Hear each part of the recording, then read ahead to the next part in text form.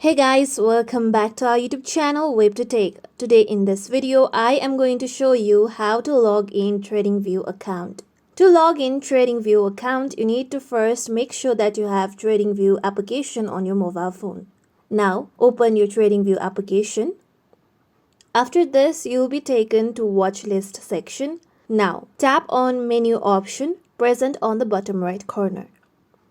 With this, here you can see sign in option present on top. Tap on sign in option. Now here you can see you can sign in using your Google account, Facebook account, similarly your LinkedIn as well as your Apple ID. I'm going to log in using my email address. So tap on email option.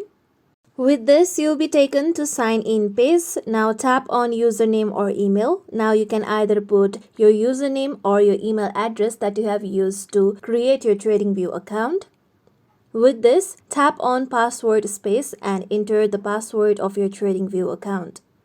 Now, if you do not remember your password or if you are not being able to sign in, then you can tap on I forgot password or cannot sign in option. After you enter your username or email and password, then tap on sign in. With this, now you'll be able to log in to your TradingView account. Now you'll be directed to watch list section. You can tap on menu option present on the bottom right corner.